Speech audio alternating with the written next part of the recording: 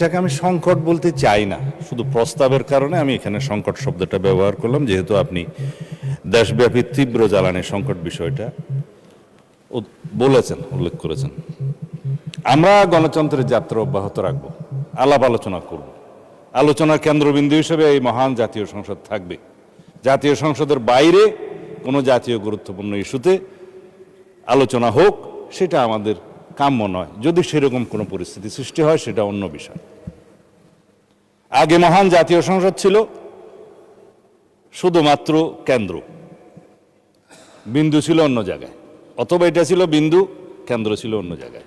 কিন্তু আমরা কেন্দ্রবিন্দুটা এখানেই রাখতে চাই। আমি এই জেনারেল আলোচনা এই জন্যই করছি, তথ্যভিত্তিক আলোচনা মাননীয় জ্বালানি প্রতিমন্ত্রী করেছেন এবং মাননীয় জ্বালানি মন্ত্রী করবেন। আমি জিজ্ঞেস করতে চাই, এটা যদি সংকট হয়, জ্বালানির কারণে কি মাননীয় স্পিকার বোরো চাষ ব্যাহত হয়েছে? 14 এপ্রিল পার হয়ে যাওয়ার পরে মাননীয় প্রধানমন্ত্রীর নির্দেশনায় তারপরে সহনীয় মাত্রায় জ্বালানির মূল্য বৃদ্ধি করা হয়েছে, আন্তর্জাতিক বাজারের সাথে কিছুটা সামঞ্জস্য রেখে। আমাদের অর্থনীতি যেহেতু একটা সার্টেন মাত্রা পর্যন্ত সহ্য করতে পারে, সেই রেঞ্জের মধ্যে নিয়ে এসছে, এবং জনগণের যাতে দুর্ভোগ সৃষ্টি না হয়, জাতীয় জীবনে যাতে আমরা সংকটে না পড়ি, সেজন্য একটা চেক অ্যান্ড ব্যালেন্স হিসাবে এই জ্বালানি তেলের মূল্য বৃদ্ধি করা হয়েছে। কোথাও 15 টাকা, কোথাও 20 টাকা, কোথাও 25 টাকা।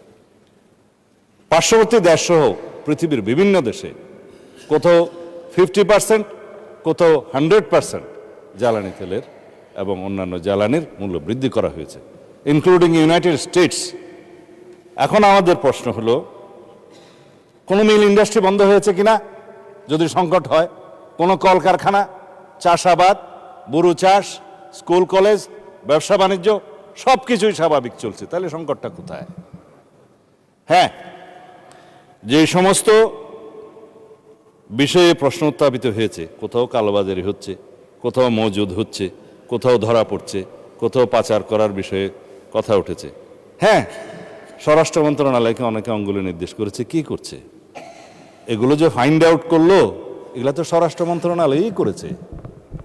এটা র্যাব করুক, পুলিশ করুক, অন্য বাহিনী করুক, বিজিবি করুক, স্বরাষ্ট্র মন্ত্রণালয়ই তো করেছে।